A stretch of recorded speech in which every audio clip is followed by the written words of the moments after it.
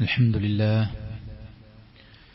نحمده ونستعينه ونؤمن به ونتوكل عليه ونعوذ بالله من شرور أنفسنا ومن سيئات أعمالنا من يهده الله فلا مضل له ومن يضلله فلا هادي له وأشهد أن لا إله إلا الله وحده لا شريك له وأشهد أن محمدا عبده ورسوله أرسله بالهدى ودين الحق ليظهره على الدين كله ولو كره المشركون اللهم صل على محمد وعلى آل محمد كما صليت على إبراهيم وعلى آل إبراهيم إنك حميد مجيد أما بعد فإن خير الحديث كتاب الله وخير الهدي هدي محمد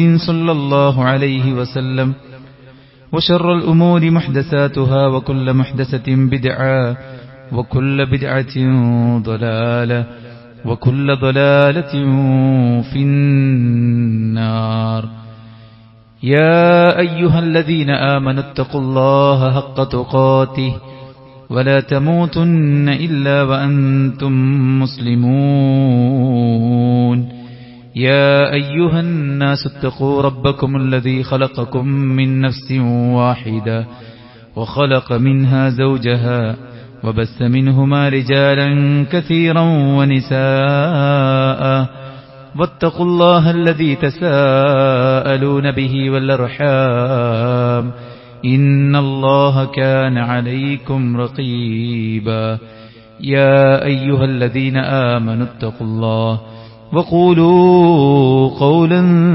سديدا يصلح لكم أعمالكم ويغفر لكم ذنوبكم ومن يطع الله ورسوله فقد فاز فوزا عظيما أعوذ بالله من الشيطان الرجيم يا أيها الذين آمنوا أطيعوا الله وأطيعوا الرسول وأولي الأمر منكم فإن تنازعتم في شيء فردوه إلى الله والرسول إن كنتم تؤمنون بالله واليوم الآخر ذلك خير وأحسن تأويلا. ഏറെ ബഹുമാനമുള്ള സത്യവിശ്വാസി വിശ്വാസിനികളെ, സൃഷ്ടികർത്താവും സർവ്വലോക നിയന്താവും സർവ്വനുഗ്രഹങ്ങളുടെയും ദാതാവുമായ അല്ലാഹുവിന്റെ വിധികളും വിലക്കുകളും യഥോചിതം പാലിച്ചു ജീവിക്കാൻ പരമാവധി പരിശ്രമിക്കണമെന്ന് ഉണർത്തുകയാണ്, ഉപദേശിക്കുകയാണ്. അല്ലാഹു നമുക്കെല്ലാവർക്കും അവന്റെ നിയമങ്ങൾ പാലിച്ച് മരണം വരെ കഴിച്ചുകൂട്ടാനും മരണാനന്തരം ജന്നാത്തുൽ ഫിർദൗസിൽ ഒരുമിച്ചു കൂടാനുമുള്ള എല്ലാവിധ തൗഫീഖും നൽകി അനുഗ്രഹിക്കുമാറാവട്ടെ. സഹോദരന്മാരെ, അല്ലാഹു സുബ്ഹാനഹു വ തആല അവനേറെ ഇഷ്ടപ്പെടുന്ന സ്ഥലമാണ് അല്ലാഹുവിന്റെ പള്ളികൾ എന്ന് പറയുന്നത്. അഹബ്ബുൽ ബിലാദി ഇലല്ലാഹ് മസാജിദുഹ, ഭൂമിയിൽ അല്ലാഹുക്ക് ഏറ്റവും പ്രിയപ്പെട്ടത് അല്ലാഹുവിന്റെ പള്ളികളാണ്. നമുക്കെല്ലാവർക്കും വീടുള്ളതുപോലെ അല്ലാഹുവിന്റെ പേരിൽ ചേർത്തപ്പെട്ട് പറയപ്പെടുന്നതാണ് പള്ളികളെന്ന് പറയുന്നത്. ബൈത്തുല്ലാഹ്, അല്ലാഹുവിന്റെ വീട് എന്ന് പരിചയപ്പെടുത്തിയതാണ് യഥാർത്ഥത്തിൽ പള്ളികൾ. ആരെങ്കിലും പള്ളിയുമായിട്ട് ഹൃദയബന്ധം പുലർത്തുന്നുവെങ്കിൽ അവർക്ക് പടച്ച റബ്ബ് സുബ്ഹാനഹു വ തആല ധാരാളം പ്രതിഫലവും അർശിന്റെ തണലും നൽകുമെന്ന ഹദീസ് പലപ്പോഴായി നമ്മൾ കേട്ടിട്ടുണ്ട്. അല്ലാഹുവിന്റെ പള്ളി നിർമ്മിക്കാൻ ചെറുതും വലുതുമായ സഹായങ്ങൾ നൽകുന്ന, പൂർണ്ണമായിട്ടും ഒരു പള്ളി നിർമ്മിക്കുന്ന ആളുകളെ സംബന്ധിച്ചിടത്തോളം മൻ ബന മസ്ജിദൻ ലില്ലാഹ് ബനല്ലാഹു ലഹു ബൈതൻ ഫിൽ ജന്ന, അല്ലാഹുവിന് വേണ്ടി ഒരു പള്ളി നിർമ്മിച്ചാൽ അതൊരു ചെറുതാകട്ടെ, അല്ലാഹുവിന്റെ സ്വർഗ്ഗത്തിൽ അവൻ അല്ലാഹു ഒരു ഭവനം നിർമ്മിക്കുമെന്ന് പ്രവാചകൻ സല്ലല്ലാഹു അലൈഹി വസല്ലം ഓർമ്മപ്പെടുത്തിയിട്ടുണ്ട്. പള്ളിയുമായി ബന്ധപ്പെട്ട ഓരോ കാര്യങ്ങൾക്കും വലിയ മഹത്വമാണ്. വീട്ടിൽ നിന്ന് വുളുവെടുത്ത് ഒരാൾ പള്ളിയിലേക്ക് നടന്നു നീങ്ങുമ്പോൾ അയാളുടെ ഓരോ കാൽവെപ്പുകൾക്കും വലിയ പ്രതിഫലമാണുള്ളത്. അയാളുടെ പാപങ്ങൾ പൊറുക്കപ്പെടുന്നു, സ്വർഗ്ഗത്തിൽ അയാൾക്ക് ദറജകൾ ഉയർത്തപ്പെടുന്നു. ആ നടത്തത്തിൽ അയാൾ അനുഭവിക്കുന്ന എല്ലാ ക്ലേശങ്ങളും ബുദ്ധിമുട്ടുകളും അതിനെല്ലാം പ്രതിഫലമാണ്. ആ വഴിയിൽ അയാൾ അനുഭവിക്കുന്ന ക്ഷീണം അയാളുടെ ദേഹത്ത് പറ്റുന്ന പൊടിപടലങ്ങൾ, അയാളുടെ ശരീരത്തിൽ നിന്ന് ഒഴുകുന്ന വിയർപ്പ്, അതെല്ലാം പടച്ച റബ്ബ് സുബ്ഹാനഹു വ തആല നരകത്തിന്റെ തീയുമായി യോജിക്കില്ല എന്ന് പറഞ്ഞിട്ടുള്ള ഒരു സംഗതിയാണ്. റബ്ബിന്റെ മാർഗത്തിൽ ഏൽക്കുന്ന പൊടിപടലങ്ങളും റബ്ബിന്റെ മാർഗത്തിൽ ശരീരം പൊടിക്കുന്ന വിയർപ്പുകളും ഒക്കെ നരകം സ്പർശിക്കുകയില്ല എന്ന് പറഞ്ഞിട്ടുള്ള കാര്യമാണ്. അതുകൊണ്ട് തന്നെ ഒരു വിശ്വാസി എപ്പോഴും പള്ളിയുമായി ബന്ധം പുലർത്തണമെന്ന്, സ്വർഗമാഗ്രഹിക്കുന്ന, സ്വർഗത്തിനു വേണ്ടി പുണ്യപ്രവർത്തനങ്ങൾ, നന്മകൾ സമാഹരിക്കാൻ ആഗ്രഹിക്കുന്ന ആളുകളെല്ലാവരും അവർക്കുള്ള ഏറ്റവും വലിയൊരു ഇടമായിട്ട് പള്ളിയെ പരിചയപ്പെടുത്തിയിരിക്കുകയാണ്. വീട്ടിൽ ഖുർആൻ ഓതുന്ന പോലെയല്ല, പള്ളിയിൽ ഖുർആൻ ഓതുമ്പോൾ, പള്ളിയിൽ ഖുർആൻ പാരായണത്തിന് വേണ്ടി ഒരാൾ വന്നിരുന്നാൽ അയാൾക്ക് വലിയ പുണ്യമാണ് ഓഫർ നൽകപ്പെട്ടിട്ടുള്ളത്.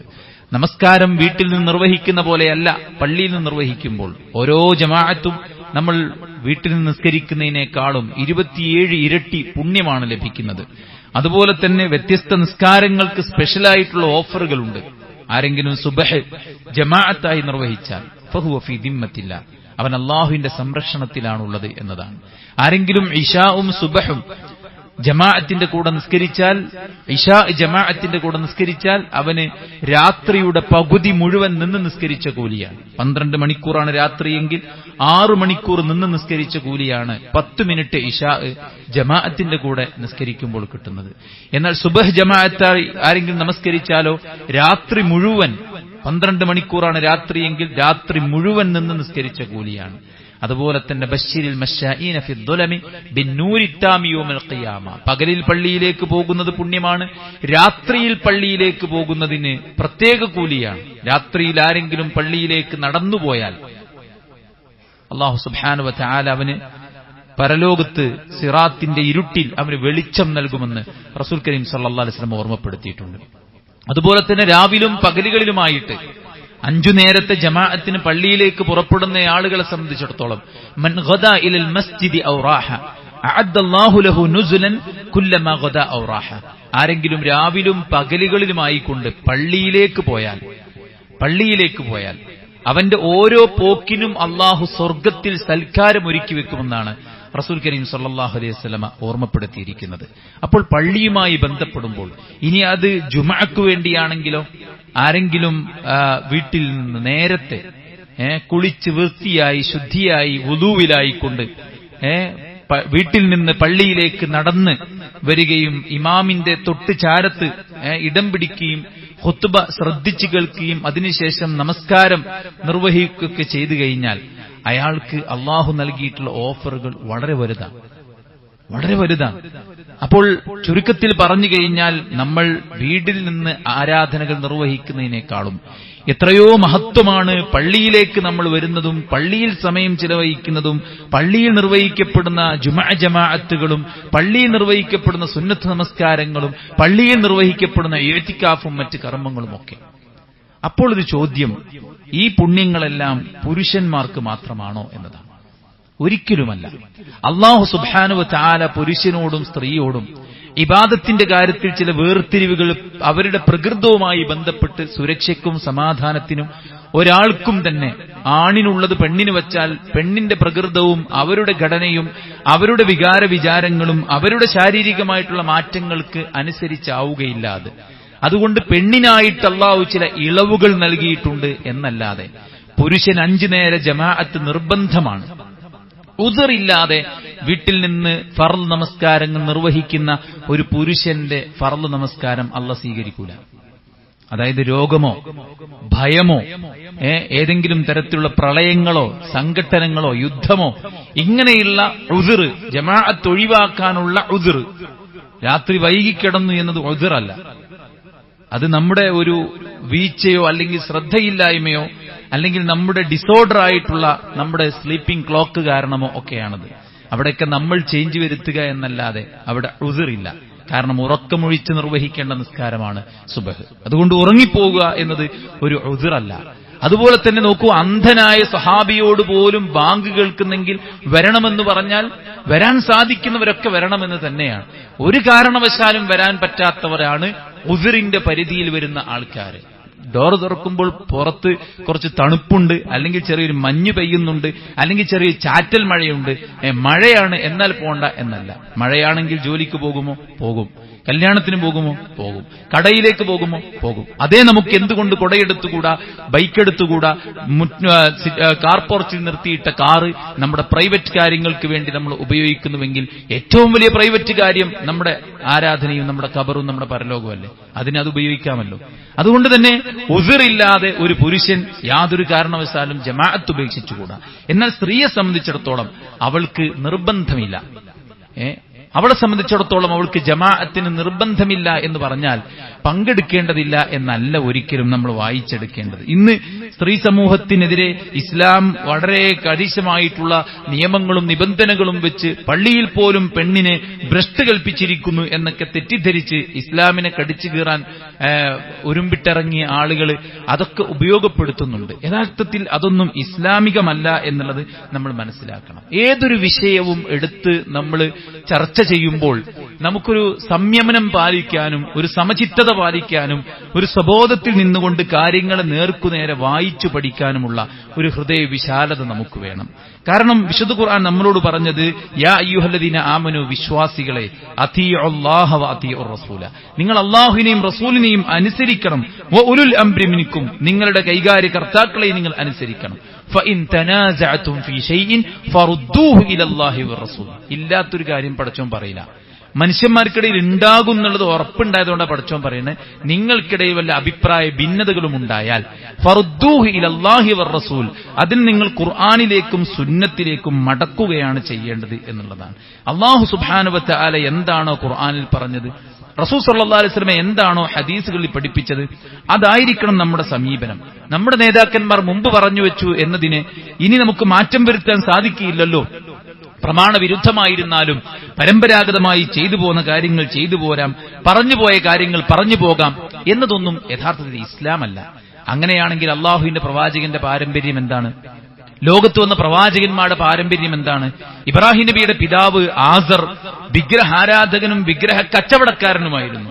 ഇബ്രാഹിം നബി തന്റെ പിതാവിന്റെ മാർഗം അന്ധമായി അനുകരിക്കുകയാണ് ചെയ്തിരുന്നതെങ്കിൽ എന്തായിരിക്കും അവസ്ഥ? അതുകൊണ്ട് നമ്മൾ പ്രമാണത്തിലേക്കാണ് മടങ്ങേണ്ടത്.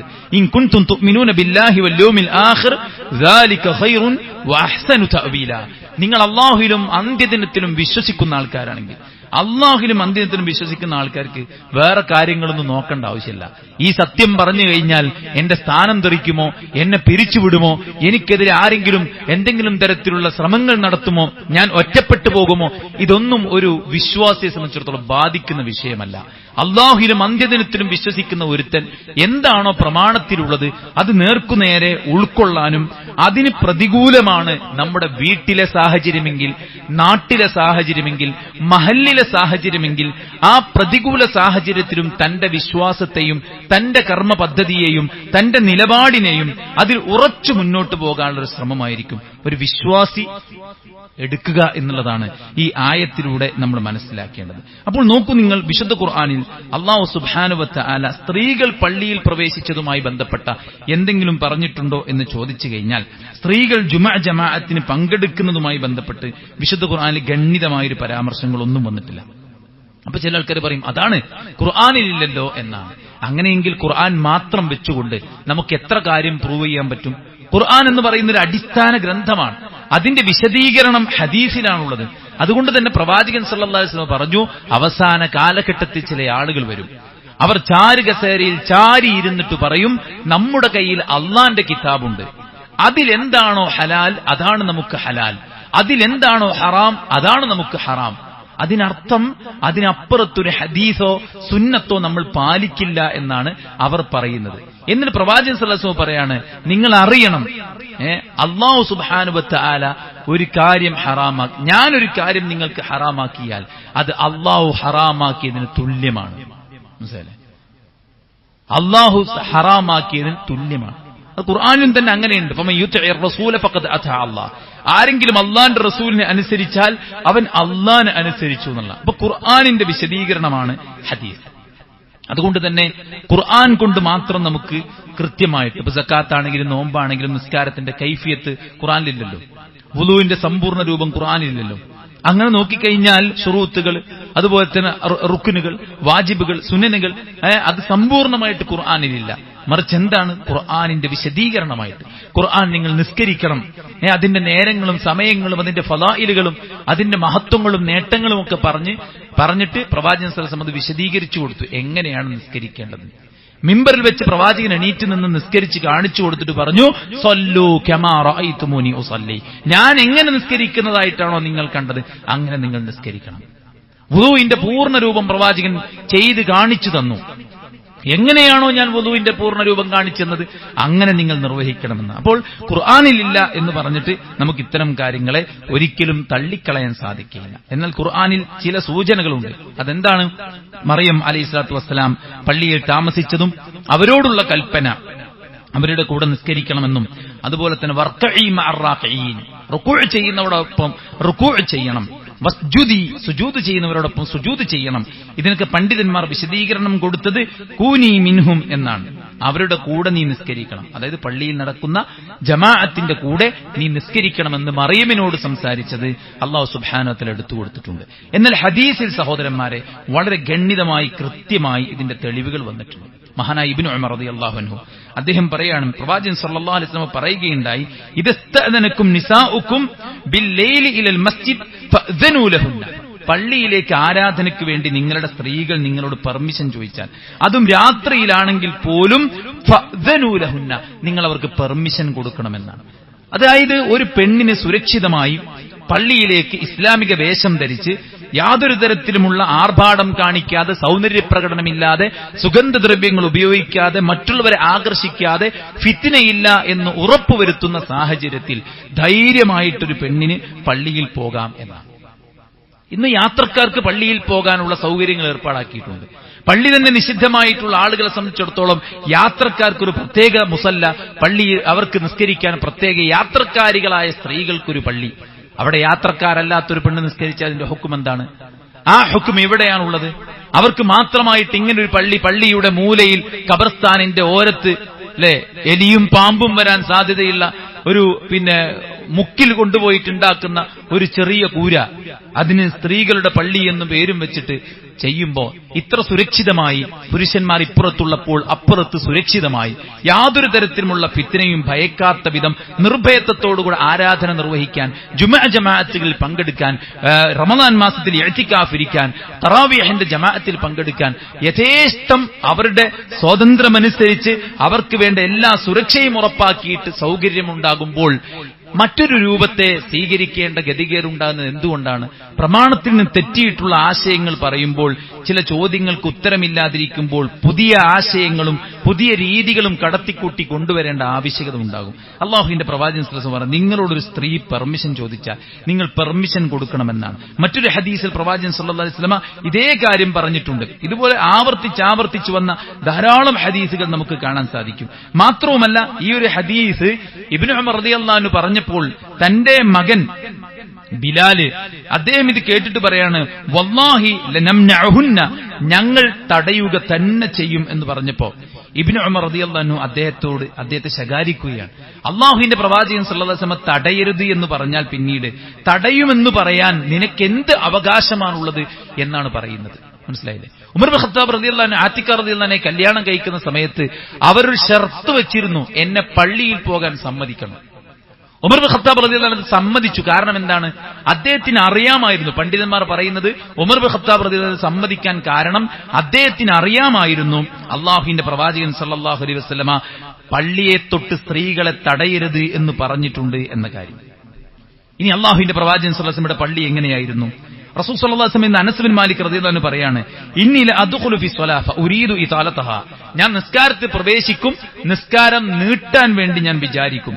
ഫഅസ്മഉ ബുകാ അസ്സബി, അപ്പോൾ ഞാൻ കുട്ടികളുടെ കരച്ചിൽ കേൾക്കും.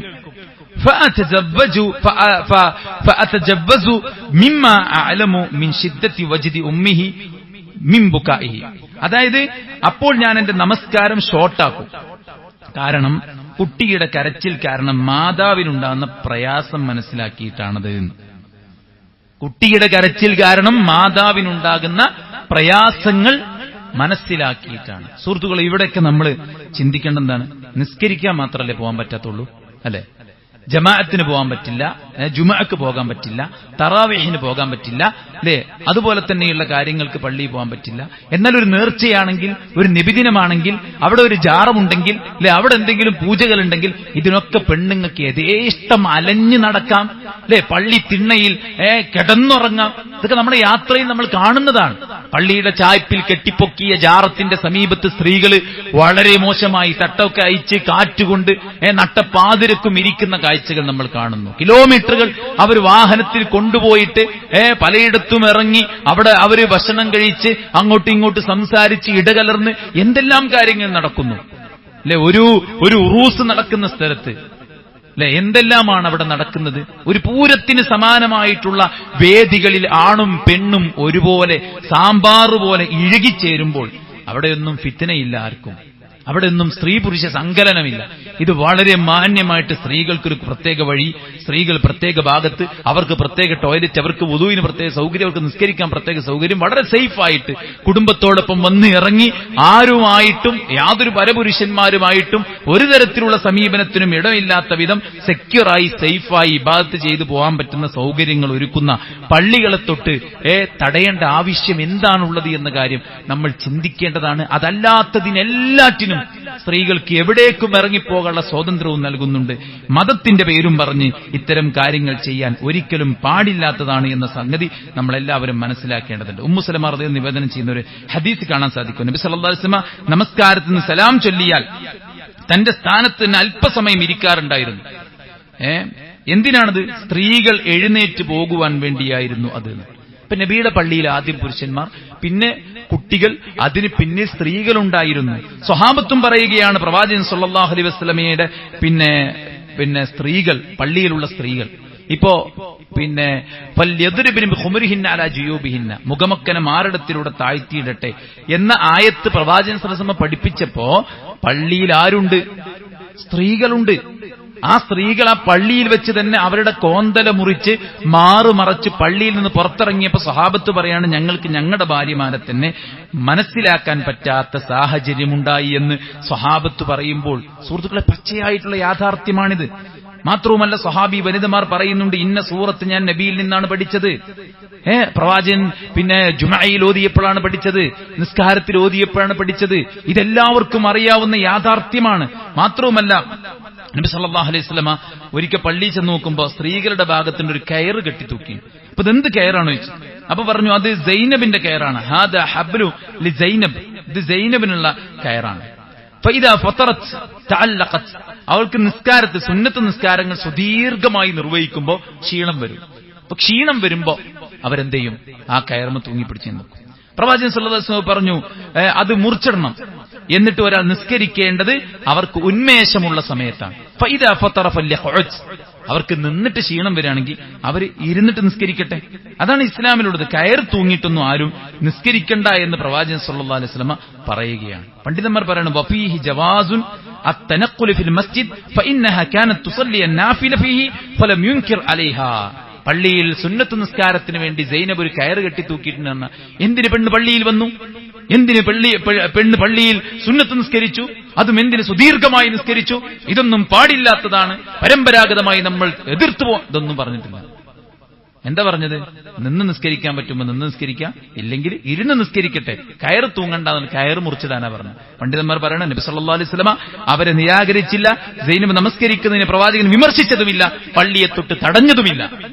അതുകൊണ്ട് വളരെ കൃത്യമാണ് ഈ കാര്യങ്ങൾ, വളരെ വ്യക്തമാണ് ഈ കാര്യങ്ങൾ. ധാരാളം ഹദീസുകളും അതുപോലെ തന്നെ സഹാബത്തിന്റെ അഖ്വാലുകളും മഹദി ആയിഷ റളിയല്ലാഹു അൻഹ എന്നുള്ള ഒരുപാട് വാക്കുകൾ നമുക്ക് കാണാൻ സാധിക്കും എന്നുള്ളത് തെളിവുകൾ കൊണ്ട് തെളിയിക്കപ്പെട്ട കാര്യമാണ്. അതുകൊണ്ട് തെളിവാണ് ഇസ്ലാം എന്ന് പറയുന്നത്. ആ തെളിവിന്റെ കൂടെ നിൽക്കുവാനും അല്ലാഹു സുബ്ഹാനഹു വ തആലയുടെ പള്ളിയിൽ നിന്ന് ലഭിക്കുന്ന പുണ്യങ്ങൾ ശേഖരിക്കാൻ നമ്മുടെ സഹോദരിമാർക്കും അവസരമുണ്ടാക്കി കൊടുക്കാൻ ഇസ്ലാം കൊടുത്ത സ്വാതന്ത്ര്യത്തെ ഹനിക്കാതെ അവർക്കും സ്വർഗത്തിന്റെ ഉന്നതങ്ങൾ കയറി ചെല്ലാനുള്ള ആ ഒരു അവസരത്തെ നമ്മൾ തുറന്നു കൊടുക്കണം എന്നാണ് സാന്ദർഭിക ചർച്ചകളിൽ നിന്ന് ഓർമ്മപ്പെടുത്താനുള്ളത്. അല്ലാഹു സുബ്ഹാനഹു വ തആല അനുഗ്രഹിക്കുമാറാവട്ടെ.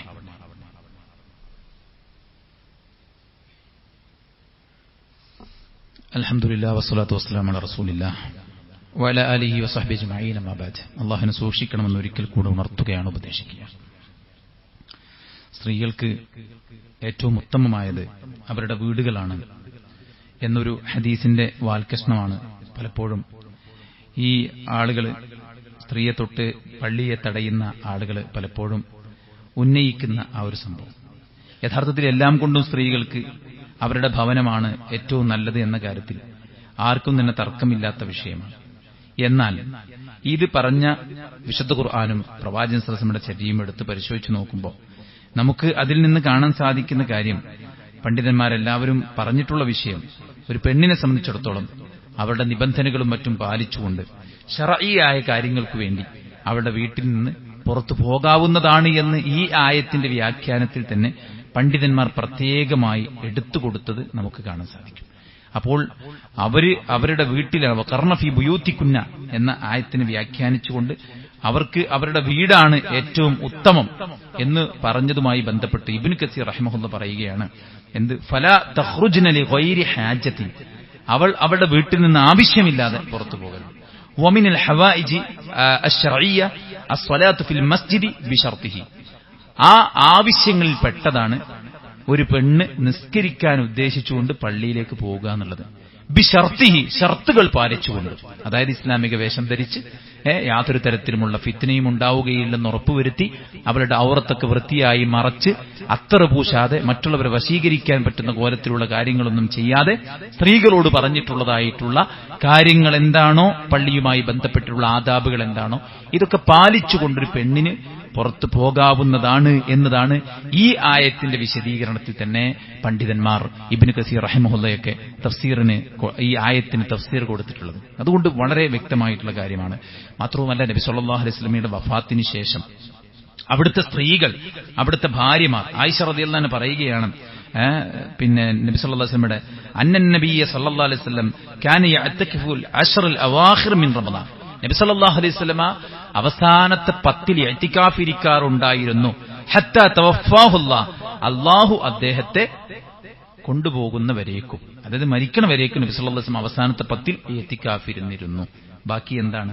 സുമ്മ ഇഅ്തകഫ അസ്വാജുഹു മിൻ ബഅദിഹി, പിന്നീട് നബി സല്ലല്ലാഹു അലൈഹി വസല്ലമക്ക് ശേഷം അവിടുത്തെ ഭാര്യമാർ പള്ളിയിൽ ഇഅ്തികാഫിരുന്നുകൊണ്ടിരുന്നു എന്നാണ് പറയുന്നത്. അപ്പോൾ റസൂൽ സല്ലല്ലാഹു അലൈഹി വസല്ലമ ജീവിച്ചിരിക്കുന്ന സമയത്ത് എന്താ ചെയ്തത്? ജമാഅത്തിനും അതുപോലെ തന്നെ ഇഅ്തികാഫിനും തറാവീഹിനും ഒക്കെ തന്റെ ഭാര്യമാരെ, തന്റെ ഇണകളെ എന്ത് ചെയ്തിട്ടുണ്ട്? പള്ളിയിലേക്ക് കൊണ്ടുപോയിട്ടുണ്ട്. ഐഖദ അഹ്ലഹു വശദ്ദ മിഅ്സറഹു എന്നൊക്കെ ഹദീസ് കേട്ടില്ല. അവസാനത്തെ 10 ആകുമ്പോൾ റസൂലുള്ള അവിടുത്തെ അരമുണ്ട് മുറുക്കിയെടുക്കും, കുടുംബത്തെ വിളിച്ചുണർത്തും, എന്നിട്ട് ഇഅ്തികാഫിനും മറ്റു കാര്യങ്ങൾക്കും പ്രേരിപ്പിക്കും എന്ന് പറഞ്ഞിട്ടുള്ളത് വളരെ വ്യക്തമായിട്ടുള്ള ഹദീസുകളാണ്. ഇത്രയും ഹദീസുകൾ നമ്മുടെ മുമ്പിലുണ്ട്. ഇത് നബി സല്ലല്ലാഹു അലൈഹി വസല്ലമ നമുക്ക് കാണിച്ചു തന്നിട്ടുമുണ്ട്. മാത്രവുമല്ല, പള്ളിയിൽ സ്ത്രീകൾ പാലിക്കേണ്ട അദബുകളൊക്കെ പറഞ്ഞേ, അവര് പിന്നെ എവിടെയാണ് നിൽക്കേണ്ടത്? നോക്കൂ, ഒരു ഹദീസ്, ഖൈറു സുഫുഫി റിജാൽ അവ്വലുഹ വശർറുഹ ആഖിറുഹ വഖൈറു സുഫുഫി നിസാ ആഖിറുഹ വശർറുഹ അവ്വലുഹ. അത് പുരുഷ സ്ത്രീകൾ തമ്മിലുള്ള പ്രയാസങ്ങളൊന്നും ഇല്ലാണ്ടിരിക്കാൻ വേണ്ടിയിട്ട് അവരുടെ ഏറ്റവും നല്ല സൊഫ് അവസാനത്തെ സൊഫാണ്, പുരുഷന്മാർ ഏറ്റവും നല്ല സൊഫ് മുന്നിലെ സൊഫാണ് എന്നൊക്കെ പറഞ്ഞിട്ടുണ്ട്. ഒരു പെണ്ണ് പള്ളിയിൽ പോകൽ ഇസ്ലാമിൽ നിഷിദ്ധമാണെങ്കിൽ, ഹറാമാണെങ്കിൽ, അത് പാടില്ലാത്തതാണെങ്കിൽ എങ്ങനെയാണ് സഹോദരന്മാരെ ഇത്തരത്തിലുള്ള കാര്യങ്ങളൊക്കെ പറയാൻ സാധിക്കുക? അപ്പൊ ഇതൊക്കെ ഹിജാബിന്റെ ആയത്തിറങ്ങിയതിന് മുമ്പാണ്. അതിനുശേഷം ആരും പള്ളിയിൽ പോയിട്ടില്ല എന്ന് പറഞ്ഞാൽ അതും ഒരു കളവാണ്, പൂഴ്ത്തിവെക്കലാണ്, കിതാബ് അറിയില്ല തങ്ങളുടെ മുമ്പിലിരിക്കുന്ന ആളുകൾക്ക് എന്ന തികഞ്ഞ ബോധ്യത്തിന്റെ അടിസ്ഥാനത്തിലാണ് അതൊക്കെ പറയുന്നത്. എന്നാൽ ഹിജാബിന്റെ ആയത്തിറങ്ങിയതിന് ശേഷമാണ് ഈ പറയപ്പെട്ട കാര്യങ്ങളെല്ലാം. മാത്രവുമല്ല, ആയിഷ ബീവി പറഞ്ഞത്, നബി സല്ലല്ലാഹു അലൈഹി വസല്ലം ഉള്ളപ്പോൾ നബിയുടെ കൂടെ ഇത്തികാഫിരുന്നിരുന്ന ഇണകൾ നബിയുടെ കാലശേഷം അവർ തനിയെ ഇത്തികാഫിരുന്നിരുന്നു എന്നാണ് ആയിഷ റളിയല്ലാഹു അൻഹ പറഞ്ഞിട്ടുള്ളത്.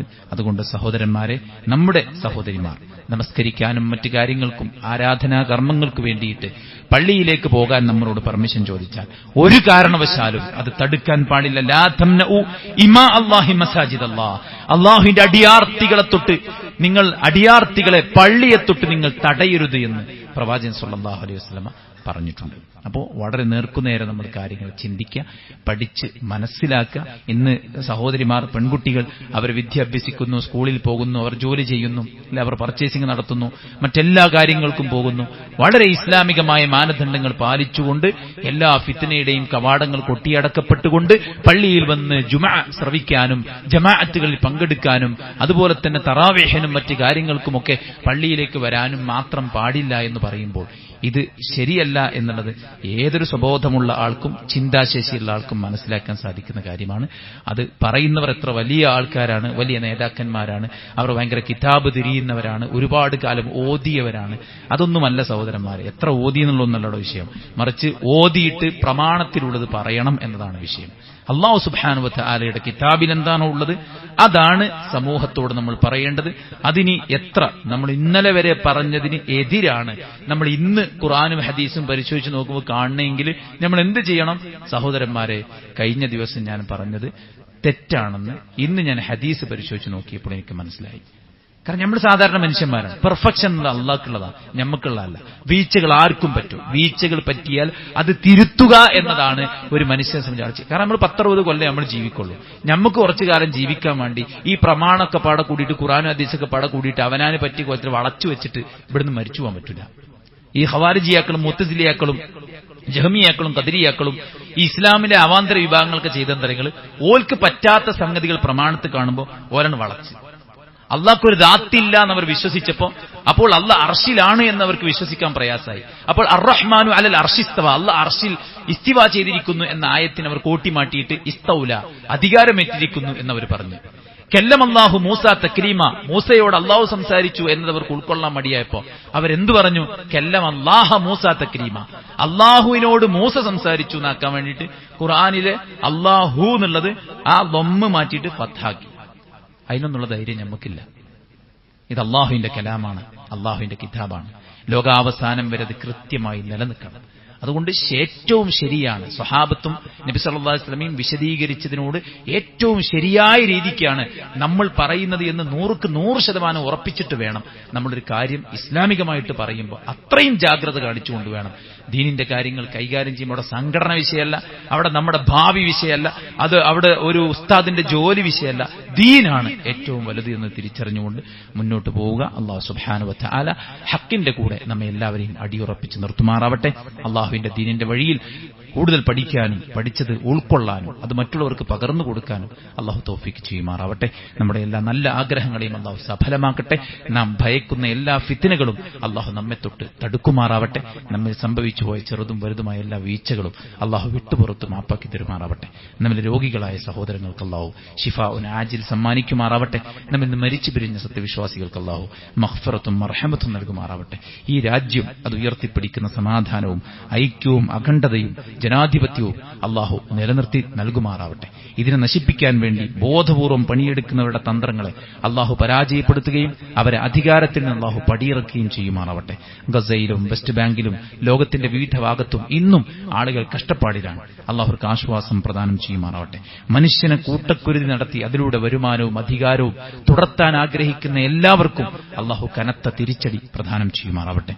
ഏറ്റവും നന്നായി ജീവിക്കാനും നല്ലവരായി സ്വർഗ്ഗക്കാരായി മരണമില്ലാത്ത പാരത്രിക ലോകത്തേക്ക് യാത്ര പുറപ്പെടാനും അള്ളാഹു നമുക്കൊക്കെയും തൗഫീഖ് നൽകി അനുഗ്രഹിക്കുമാറാവട്ടെ. അല്ലാഹുമ്മ ഗ്ഫിർ ലിൽ മുഅ്മിനീന വൽ മുഅ്മിനാത്ത് വൽ മുസ്ലിമീന വൽ മുസ്ലിമാത്ത് അൽഅഹ്യാഇ മിൻഹും വൽ അംവാത് ഇന്നക മുജീബു ദഅവാതി ഖാദിൽ ഹാജാത്ത്. അല്ലാഹുമ്മ റബ്ബനാ തഖബ്ബൽ മിന്നാ ഇന്നക അൻതസ് സമീഉൽ അലീം വതുബ് അലൈനാ ഇന്നക അൻതത് തവ്വാബുർ റഹീം. റബ്ബനാ ആതിനാ ഫിദ് ദുനിയ ഹസന വഫിൽ ആഖിറതി ഹസനതൻ വഖിനാ അദാബൻ നാർ. ആമീൻ ബിറഹ്മതിക യാ അർഹമർ റഹീമീൻ.